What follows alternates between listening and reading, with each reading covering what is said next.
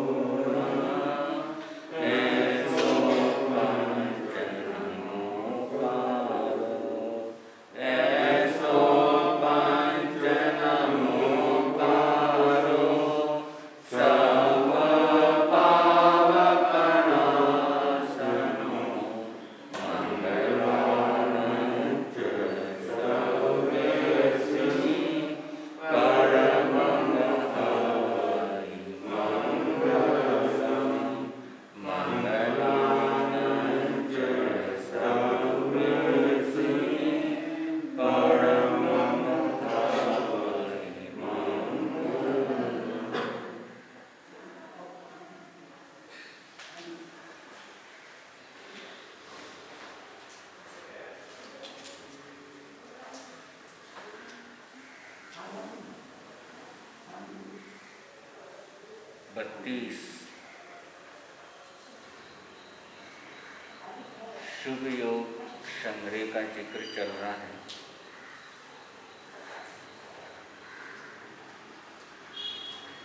उसके अंतर्गत चर्चा चल रही है संवर की।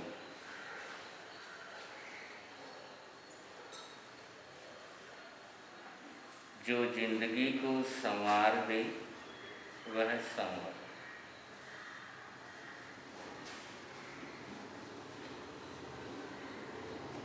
कल चर्चा हुई थी कषाय नहीं करे तो संवर।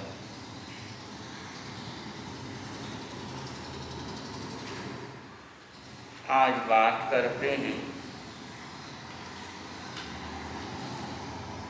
संकित संवर।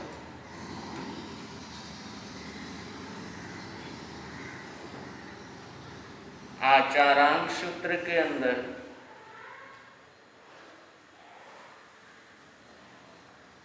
जिक्र हुआ है समत दंसी ने करई पावन।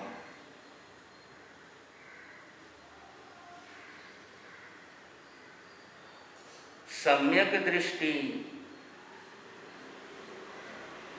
पाप नहीं करता है।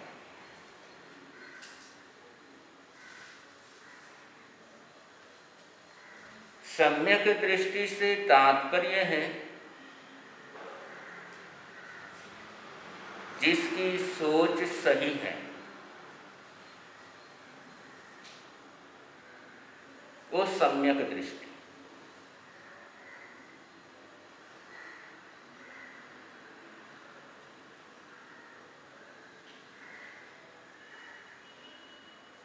जिनको आप अपना विरोधी समझते हो उसके लिए अच्छा सोच सकते हो, उसके लिए अच्छा करने की बात नहीं कर रहा हूं, उसके साथ अच्छा बोलने की भी बात नहीं हो रही है, उसके लिए अच्छा सोच सकते हो क्या?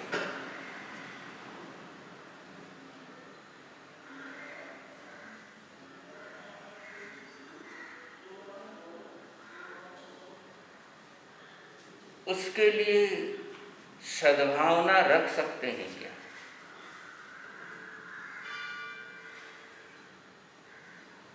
हो सकता है?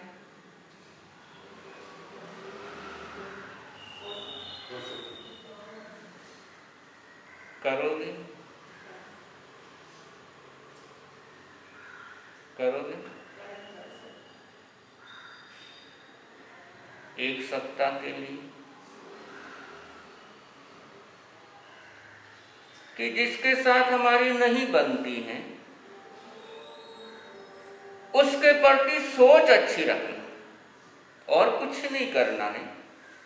उसका अच्छा करना नहीं है, उससे चाहे अच्छी बात करो या ना करो आगे की बात है, लेकिन सोच अच्छी रखना।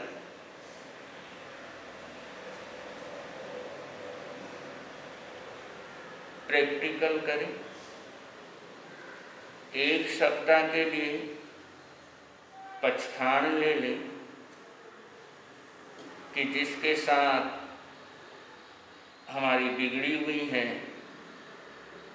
तो मैं उसका अच्छा नहीं कर सकता हूँ, उससे अच्छा बोल नहीं सकता हूँ, उसके लिए अच्छा तो सोच ही सकता हूँ।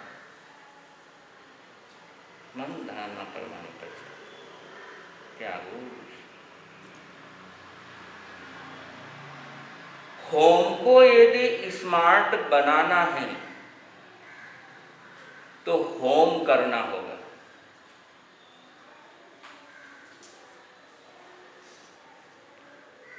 होम को यदि स्मार्ट बनाना है, होम करना होगा। उस होम के अंदर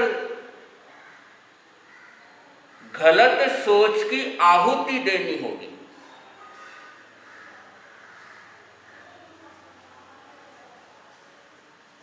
होम करें, उस होम के अंदर गलत सोच की आहुति देना।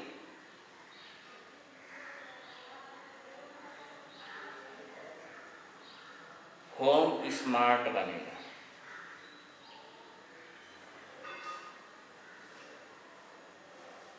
होम स्मार्ट नहीं, होम में टीवी स्मार्ट है, लेकिन वो स्मार्ट टीवी आपको अपनी लाइफ का सम्राट नहीं बना सकती। होम स्मार्ट न है,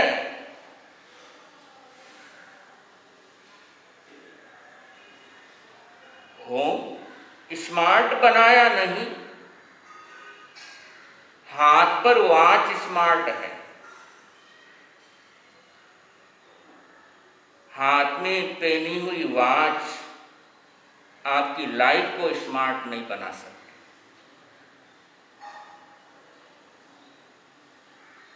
होम स्मार्ट नहीं, हाथ में मोबाइल स्मार्ट है। मोबाइल आपको जीने का आर्ट सिखा नहीं सकता।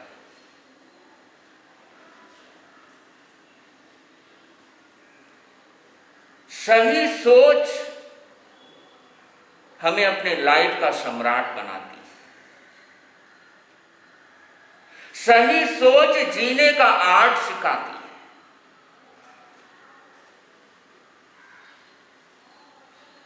और यदि जीने का आर्ट आ गया तो होम स्मार्ट बनेगा।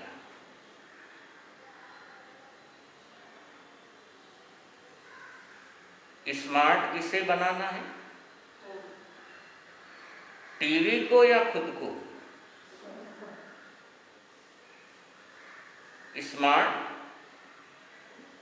हाथ में घड़ी बांधते वो स्मार्ट होनी चाहिए या खुद स्मार्ट होना चाहिए? तो स्मार्ट टीवी को नहीं बनाना, स्मार्ट मी को बनाना, मी को स्मार्ट बनाना। और यदि मी स्मार्ट बन गया तो होम स्मार्ट हो जाएगा। और ये मी स्मार्ट कैसे बनेगा? स्मार्ट वॉच पहनने से, घर में स्मार्ट टीवी लाने से, हाथ में स्मार्ट मोबाइल रखने से मी स्मार्ट बनेगा। मी को स्मार्ट बनाना है तो गंदी सोच की बदबू फैलाओ।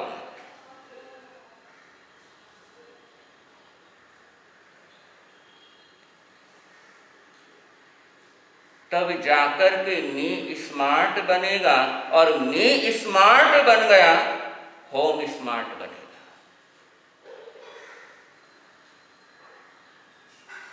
और यदि होम अंदर टीवी स्मार्ट नहीं है तो भी परिवार के सदस्य खुश रहेंगे।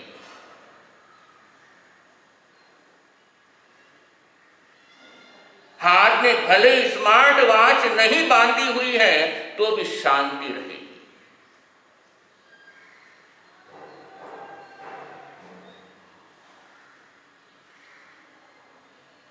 दही जमाया है कभी? रोज ही जमाते हैं। किसी दिन खट्टा दही जम गया और उस खट्टे दही का जावण फिर अगले दिन और दे दिया, कैसा दही जमेगा? और उसी खट्टे दही का जावण अगले दिन और दे दिया दूध में, दही कैसा बनेगा? और दही को मोला बनाना हो तो क्या करना पड़ेगा? जावण को चेंज करना पड़ेगा। जो खट्टे दही का जावण दे रहे थे उसको चेंज करना पड़ेगा यदि दही को मोला अच्छा बनाना है।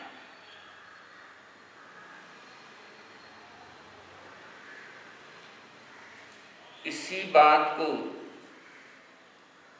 अपनी लाइफ पर सेट करें।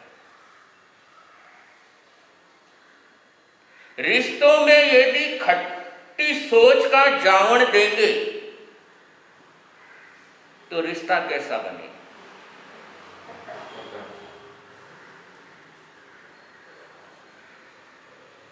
अब जिसको खट्टा दही परोसा, अगला बीपी का मरीज, शुगर का मरीज और झूठा छोड़ने का उसका नियम है। बीपी का मरीज है, डेट मीन्स उसमें नमक नहीं मिला सकता। खट्टे दही के अंदर नमक मिला नहीं सकता। शुगर का मरीज है, शक्कर भी, झूठा भी छोड़ नहीं सकता। खाना मजबूरी और खाकर के बीमार होना जरूरी।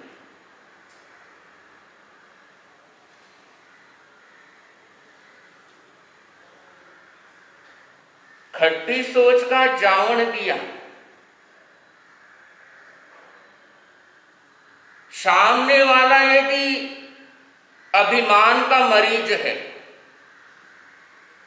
जिद का मरीज है, अभिमान का मरीज है तो अपनी बात से झुकेगा नहीं। जिद का मरीज है तो अपनी बात छोड़ेगा नहीं।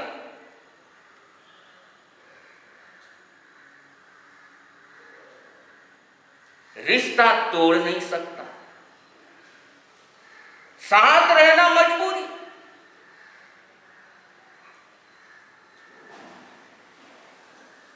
और यदि वही जावण, खट्टी सोच का जावण प्रतिदिन देते रहे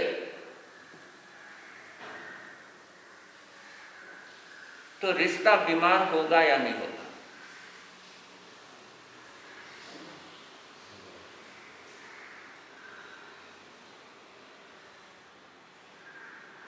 इसलिए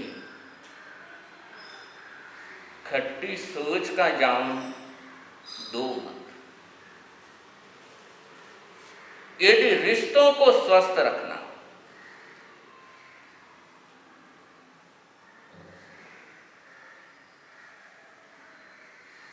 पति ने ऑफिस जाते हुए पत्नी से कहा,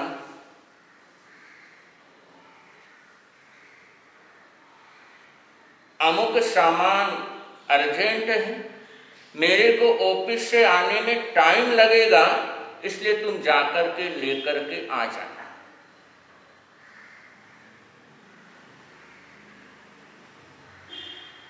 दिन भर काम में बिजी थी, याद रहा नहीं। शाम को 6 बजे याद आया और उस समय बारिश शुरू हो गई। 7 बजे पतिदेव घर पर आने वाले,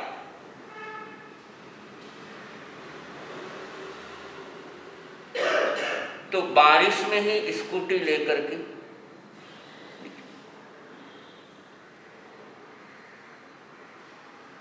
जब तक पतिदेव घर पर पहुंचे तब तक आई नहीं।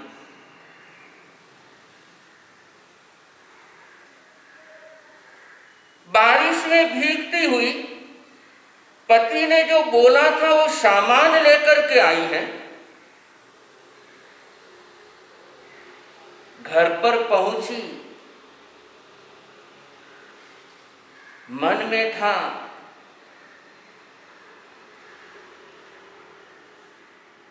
इन्होंने कहा मेरे से लेट हो गया, चलो कोई बात नहीं, लेकर के आ गई, खुश थी। अंदर गई और जैसे ही पति ने देखा पूरी भीगी हुई है, तो पति ने कहा भीगने की जरूरत क्या थी, कल लेकर के आ जाते, कहीं बीमार हो गई थी।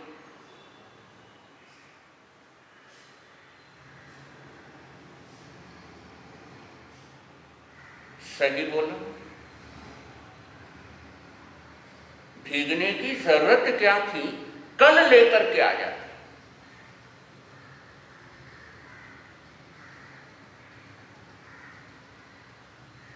अब पत्नी सोच रही है, एक तो मैंने इनका काम किया, बारिश में जाकर के लेकर के आई, तो इनको डांट लगानी चाहिए थी। सही सोच रही है पत्नी। अब पत्नी भी सही, पति भी सही।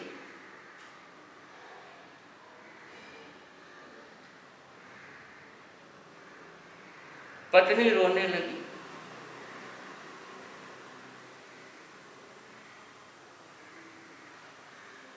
एक तो इनका इतनी बारिश में काम किया, लेकिन मेरा किया हुआ कभी एहसान तो ये मानते ही नहीं, चाहे इनके लिए कितना ही कर लो, लेकिन कभी धन्यवाद के दो शब्द देते नहीं। ये क्या है? खट्टी सोच।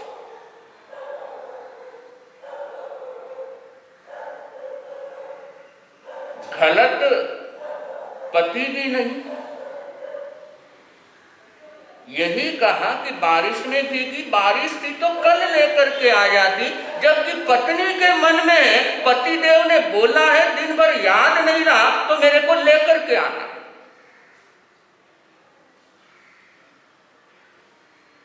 अब गलत दोनों में कोई नहीं, लेकिन फिर भी उस चीज को लेकर के झगड़ा हो जाता है, वो गलत। गलत होने पर झगड़ा हो तो बात अलग है, लेकिन दोनों सही होते हुए भी झगड़ा हो जाए,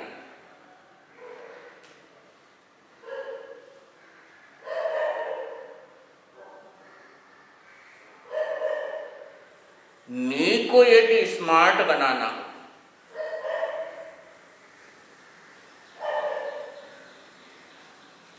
तो कभी इस पचड़े में पड़ो ही मत। मैं सही, पत्नी क्या सोच रही है, मैं सही, पति ने डांटा, गलत डांटा। और पति क्या सोच रहा है,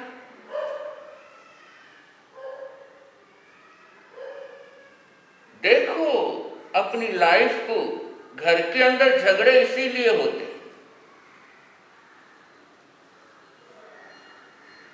पति अपने हिसाब से कहता वो अपने स्थान पर सही होता, पत्नी अपने हिसाब से बोल रही है वो अपने स्थान पर सही होती है, और वो झगड़ा इसलिए होता है कि मैंने जो कहा वो सही है।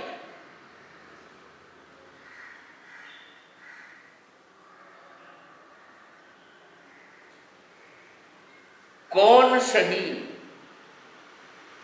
इस चीज को लेकर के झगड़े चलते हैं, जबकि होना चाहिए कि क्या सही है।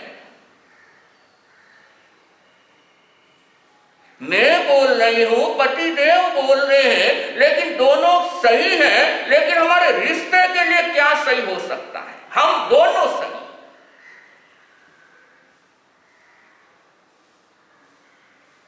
और यदि मी को स्मार्ट बनाना हो तो दोनों सही, दोनों सही एक पेपर पर लिखें और अपने बेडरूम पर चिपका दें।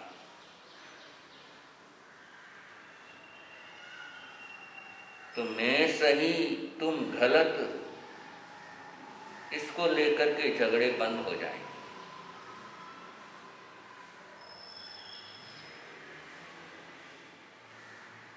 अधिकांश झगड़े अपने आप को सही साबित करने के लिए ही चलते हैं।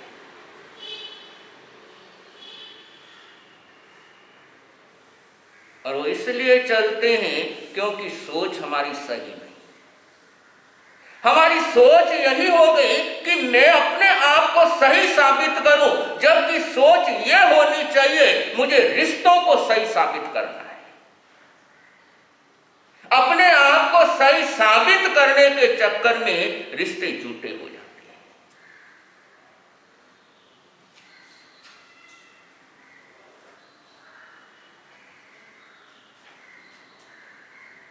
और रिश्ते झूठे हो गए क्योंकि हमने मी को स्मार्ट नहीं बनाया, मी को सही साबित करना है। और मी को सही साबित करने के चक्कर में मी कभी स्मार्ट बनता नहीं।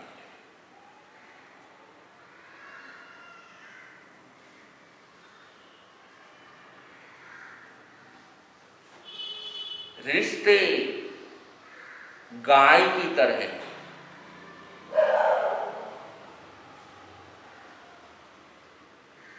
एक व्यक्ति गाय लेकर के एक ऐसे देश में पहुंचा जहां पर गाय होती नहीं।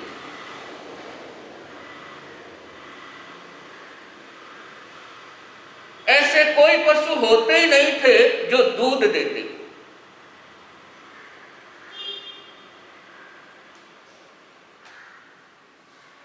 जो व्यक्ति परदेश में गया, गाय का दूध निकाला और राजा के सामने प्रस्तुत किया।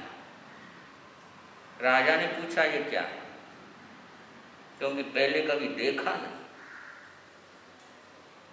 उस व्यक्ति ने कहा पी करके देखो। पिया, स्वादिष्ट लगा। पूछा क्या है? ऐसा फल तो मैंने कभी खाया नहीं। ये कौन से पेड़ का फल है? व्यक्ति कहने लगा मेरे पास एक पेड़ है, उस पेड़ का ये फल है। बोले बहुत स्वादिष्ट है। अगले दिन दूध की मिठाई बना करके ले गया। राजा को बड़ी स्वादिष्ट लगी। पूछा ये क्या? बोले उसी पेड़ का फल है।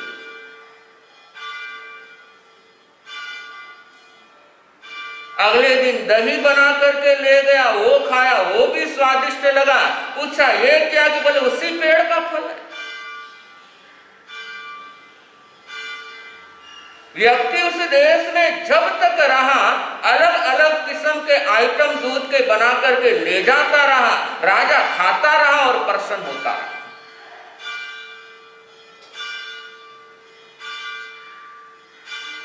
एक दिन पहुंचा राज दरबार में। राजा से कहा राजन अब जाने की इजाजत दो। राजा कहने लगा जा रहा है। कहा राजन बहुत दिन हो गए, जाना है। तो राजा ने कहा ठीक है तुम जाओ, लेकिन उस पेड़ को यहीं छोड़ करके जाओ। बड़े स्वादिष्ट फल देता।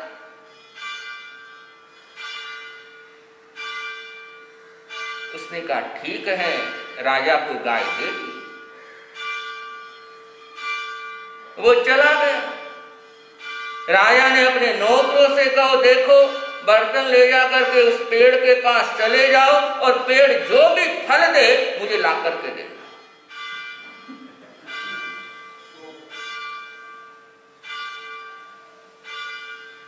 गाय ने मूत्र किया, सेवक खड़े थे, पात्र में लिया और राजा के सामने प्रस्तुत किया। राजा ने एक घूंट किया, बोले ये क्या लेकर के आए? बोले उस पेड़ का फल है।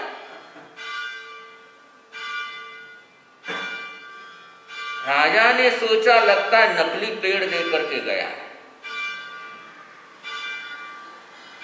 थोड़ी देर में दूसरा अनुचर आया, गोबर लेकर के आया। राजा ने पूछा क्या? बोले पेड़ ने फल दिया। अब टेस्ट करके देखा, बहुत गुस्सा आया। बोले उसको पकड़ के लो। बेवकूफ बना के गया। उसको पकड़ करके लाए। राजा बहुत गुस्सा होने लगा कि नकली पेड़ क्यों दे करके गया। उसने कहा अन्नदाता नकली नहीं दिया, असली पेड़ है। बोला असली पेड़ है तो फल ऐसे कैसे दे रहा?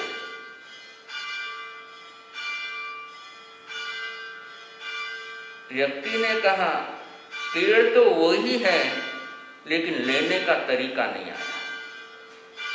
पेड़ वही है लेकिन आपको लेने का तरीका नहीं आया।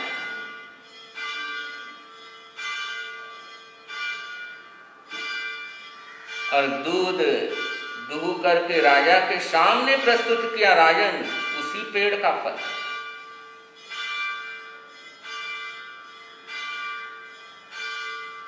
रिश्ते गाय की तरह,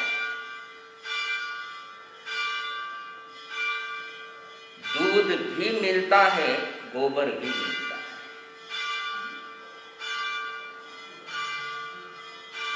गोबर तो अपने आप मिलता है लेकिन दूध लेने के लिए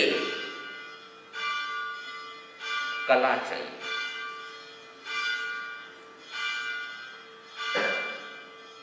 और वो कला नहीं हो तो जो रिश्ते दूध दे सकते थे, जो रिश्ते साता पहुंचा सकते थे, जो रिश्ते हमारे अनुकूल बन सकते थे, वही रिश्ते हमारे लिए बेकार हो जाते।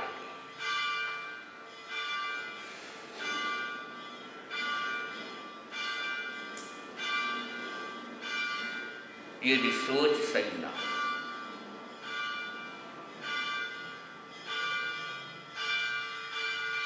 इसलिए दही भले ही बिगड़ जाए लेकिन छोटी छोटी बातों के अंदर खट्टी सोच कभी मत रखो।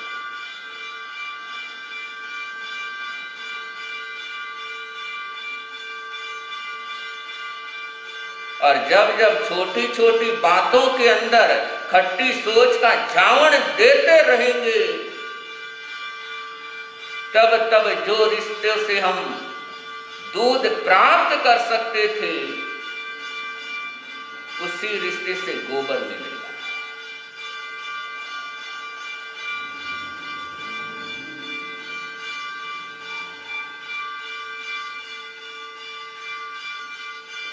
संकित संवर,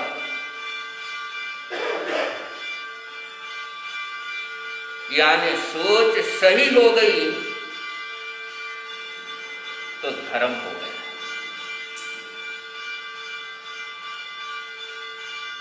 सोच सही हो गई तो धर्म हो गया।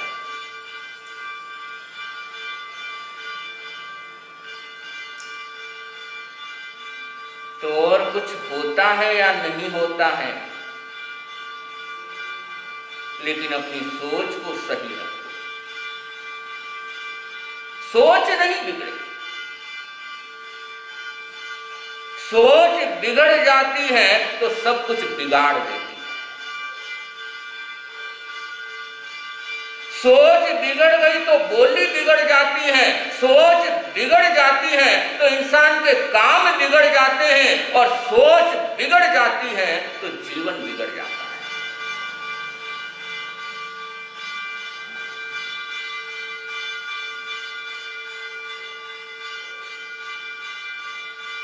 अच्छा सोचो, ऊंचा सोचो, अच्छा सोचो, बढ़िया सोचो। इससे होम स्मार्ट बनता है।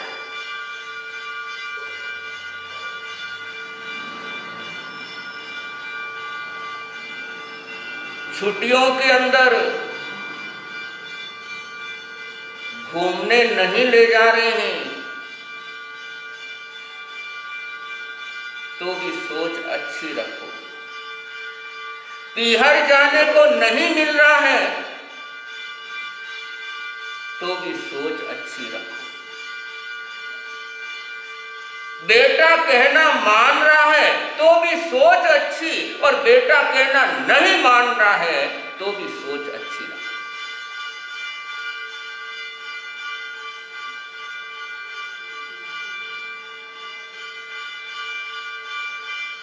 दुर्भावना मन में मत लाओ।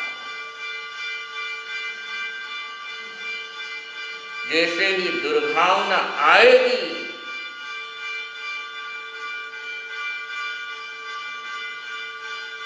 रिश्ते बीमार हो जाएंगे।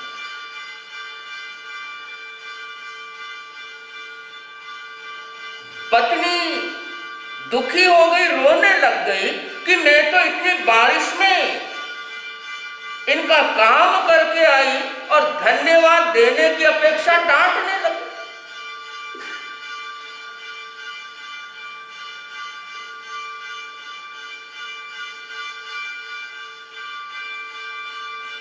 सोच खट्टी हो गई, और सोच खट्टी हो जाती है तो जुबान भी खट्टी हो ही जाती है।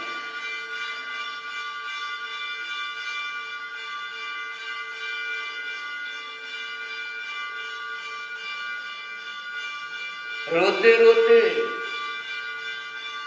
पति से बोला, एक तो तुम्हारा काम किया,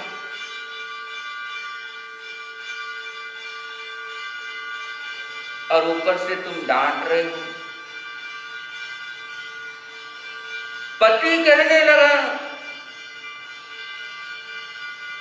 मैं डांट इसलिए रहा हूं कि तू बारिश में भीगी है, बुखार आ सकता है, जुकाम हो सकता है, इसलिए मैंने डांटा, कोई गलत थोड़ी डांटा। अब दोनों के अंदर कंपटीशन शुरू हो गया, मैं सही हूं, कंपटीशन हो गया, और अपने आप को सही साबित करने के लिए फिर वहां पर तर्क शुरू हुए, जबकि होना क्या चाहिए था, कोऑपरेशन। कोऑपरेशन करना था, लेकिन कोऑपरेशन नहीं किया, कंपटीशन शुरू कर दिया।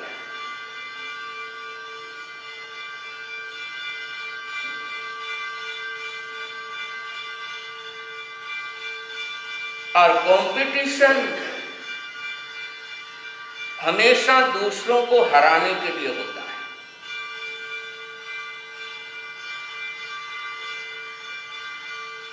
स्वयं के जीतने की इतनी खुशी नहीं होती जितनी खुशी दूसरों को हरा करके मिलती है।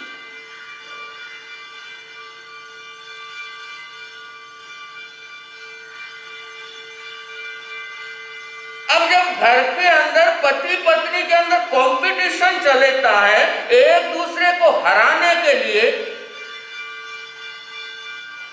परिणाम स्वरूप उस कंपटीशन के अंदर जीत किसी की नहीं होती, लेकिन रिश्ते हार जाते हैं।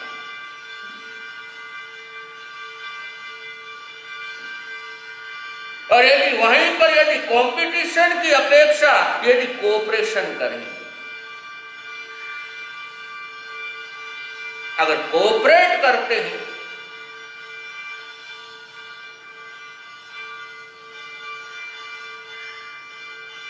तो फिर रिश्तों का पोस्टमार्टम नहीं होता है। कंपटीशन में रिश्तों का पोस्टमार्टम होता है।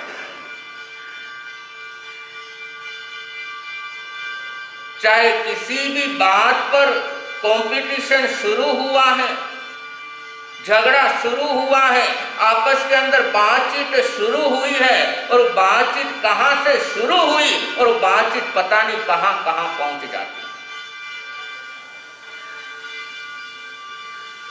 क्योंकि अपने को सही साबित करने के लिए, दूसरों को गलत साबित करने के लिए, फिर जो चला गया था, 1 साल पहले जो बात हो गई, 2 साल पहले हो गई थी, वो भी सामने लेकर के आते हैं। ये पोस्टमार्टम हो गया।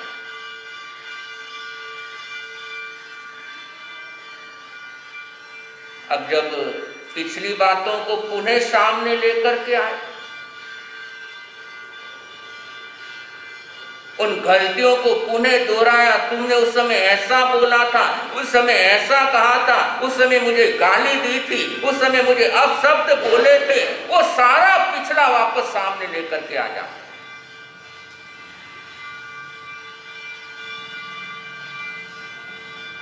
परिणाम क्या होता है?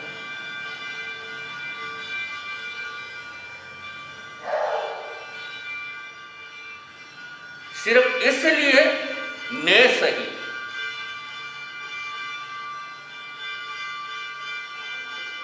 और उस मैं को सही करने के लिए, मैं को सही करने के लिए हम रिश्तों को गलत कर देते हैं।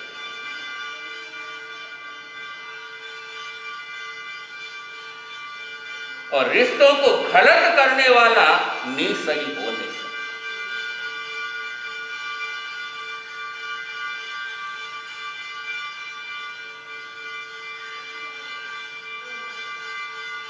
तो जीवन में सोच का सही होना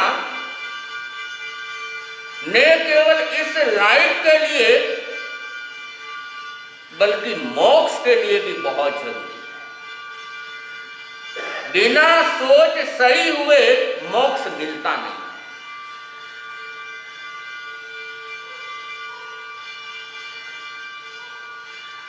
बिगड़ी हुई सोच के साथ मोक्ष नहीं है। जैसे ही सोच सही होती है, मोक्ष का रिजर्वेशन हो जाता है।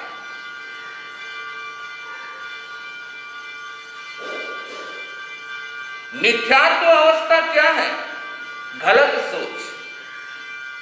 मिथ्यात्व यानी गलत सोच। और जब तक मिथ्यात्व है, एक बार भी सोच सही नहीं हुई है, तब तक मोक्ष है नहीं।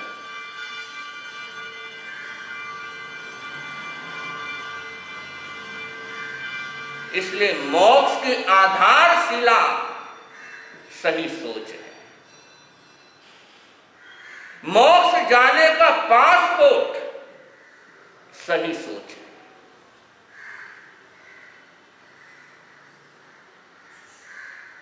सही सोच के माध्यम से हम अपनी इस लाइफ को स्मार्ट बना सकते हैं और मोक्ष तक पहुंच सकते हैं।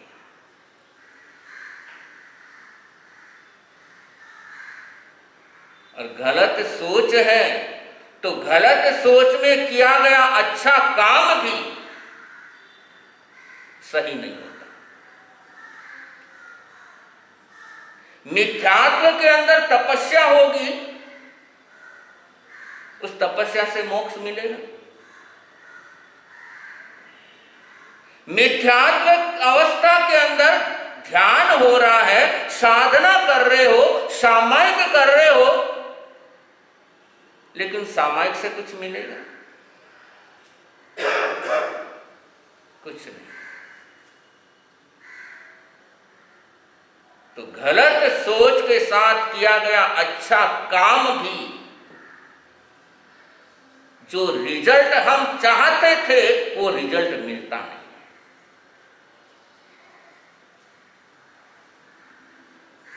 तो सबसे पहली जरूरत, चाहे घर परिवार के लिए हो, चाहे मोक्ष पाना हो उसके लिए हो, एक ही जरूरत है, सही सोच की।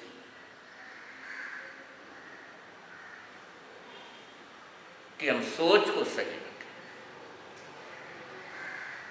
किसी का हम अच्छा नहीं कर सकते, लेकिन सोच सही रखते हैं तो उससे भी तीर्थंकर नाम कर्म गोत्र का बंधन हो जाता है। श्रेणिक महाराज ने तीर्थंकर नाम कर्म गोत्र का बंधन किया। कैसे किया? सही सोच के कारण। सामायिक नहीं की है, धर्म ध्यान नहीं हुआ है, तपस्या नहीं हुई है, सिर्फ सोच सही। एक सोच सही हुई तो उसके माध्यम से कहां तक पहुंच गए।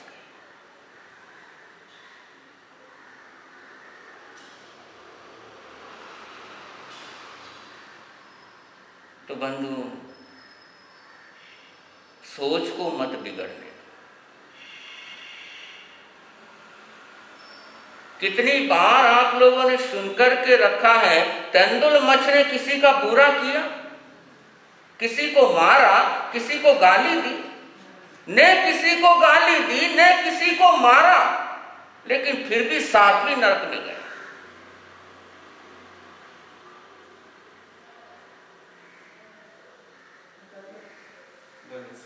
गलत सोच के कारण।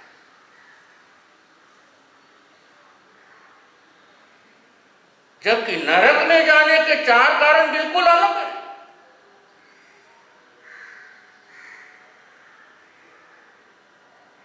बंधु, मन से बहुत ज्यादा हम हिंसा करते हैं,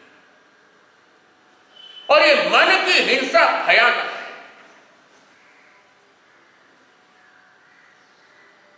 मन की हिंसा के माध्यम से तेंदुलमच 7वीं नरक में चला गया।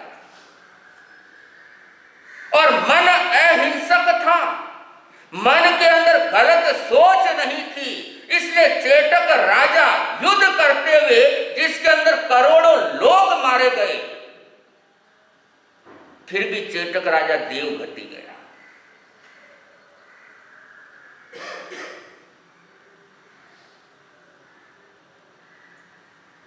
सोच का ही तो काम है।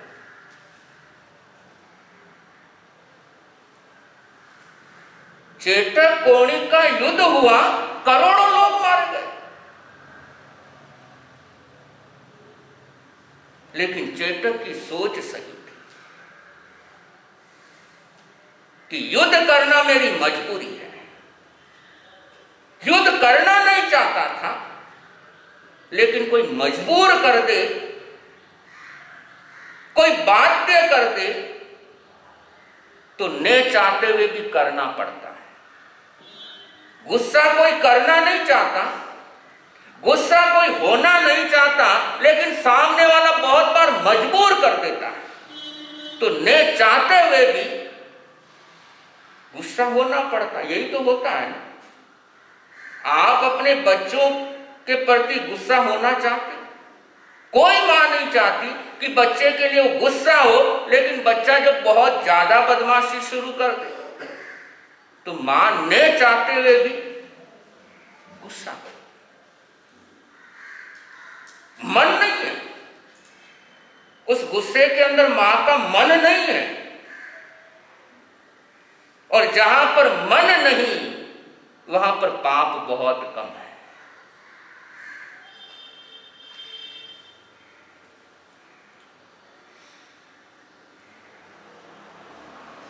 इसलिए सोच का बड़ा कमाल है, और अपनी सोच बहुत जल्दी बिगड़ती है। जुबान बिगड़ने में टाइम लगता है, काया से गलत काम करने में समय लगता है, लेकिन सोच बिगड़ने में जरा सा भी वक्त नहीं लगता। आप लोग यहां बैठे हैं और मान लो कोई छोटा बच्चा रोना शुरू कर दे, सोच सही रहेगी या बिगड़ेगी? तुरंत बिगड़ गई। प्रवचन सुन रहे हैं, किसी का मोबाइल बज गया, सोच,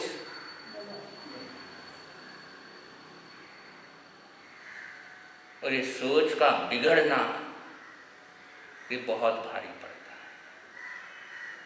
तंदुर मच की सोच बिगड़ी, सातवीं नरक में पहुंच गई। इसलिए न केवल अपनी लाइफ के लिए, अपने घर परिवार के लिए, अपने रिश्तों के लिए, बल्कि मोक्ष के लिए भी सोच सही होना चाहिए।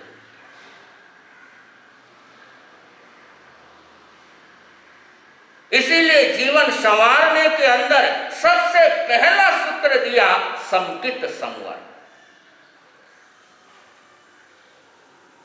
सोच सही हो तो जीवन संवर जाता है। समय हो रहा है और आप भाग्यशाली लाभ ले रहे हैं। पर्व पर्युषण बहुत निकट है, माहौल अनुकूल नहीं है, तो बड़े विवेक के साथ पर्व पर्युषण की आराधना करनी है, क्योंकि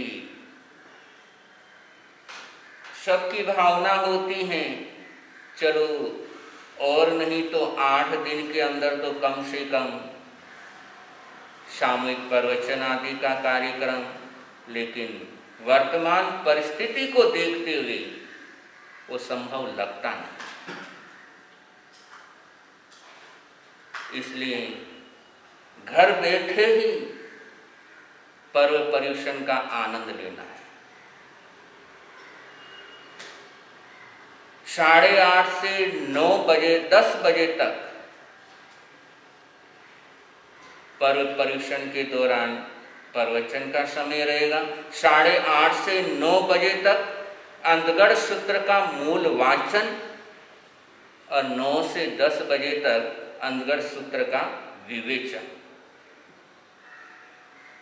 तो घर बैठे ही लाभ लेने का प्रयास करना है। भावना सबकी रहती है, लेकिन वर्तमान परिस्थिति ऐसी नहीं है कि कुछ ऐसा रिस्क लिया जाए, क्योंकि बीमारी ऐसी है पता नहीं लगता। पहले तो बोलते थे सिम्टम्स बाहर रहते हैं, लेकिन अब तो ऐसे ऐसे केसेज आने लगे, सिम्टम्स नहीं है लेकिन चेक कराओ तो कोरोना है। तो जरा सी भी असावधानी सबके लिए परेशानी का कारण हो सकती है, बन सकती है। तो विवेक के साथ पर्व पर्युषण की आराधना के लिए आगे बढ़ना है। जितना हो सकता है उतना तप त्याग करते हुए पर्व पर्युषण को सार्थक करने का सबने प्रयास करना है। आज के पचखान एकासना व्यासनम, आज के एकासन व्यासन का पचखान एकासनम व्यासन पचखान में अरिहंत सिद्ध गुरुदेव की साक्षी से मन सा वैसा का सत्ता संबंधी परिक्रमा त्यागो से आज का आंगिलम पचकामी अरिहंत सिद्ध गुरुदेव की शांति से मन सा वैसा का सत्ता संबंधी त्यागो। उपवास चौथम वत्तम पचकामी तिविहम पियारम अश्नम खाइमम साइमम अनंतनम भोगेनम मैत्रागारेणम सब समय पद्यागारेणम त्यागो श्री चतारी मंगलम अरहंता मंगलम सिद्धा मंगलम साहू मंगलम केवली पणतो धम्मो मंगलम। चतारी लोगुतमा अरहंता लोगुतमा सिद्धा लोगुतमा साहू लोगुतमो केवली पणतो धम्मो लोगुतमो। चतारी शरणं पवज्जामि अरहंते शरणं पवज्जामि सिद्धे शरणं पवज्जामि साहू शरणं पवज्जामि केवली पणतम धम्मम शरणं पवज्जामि। 4 शरण मंगल कर आनंद ही आनंद, आनंद ही आनंद। सूचनाएं संघ की तरफ से।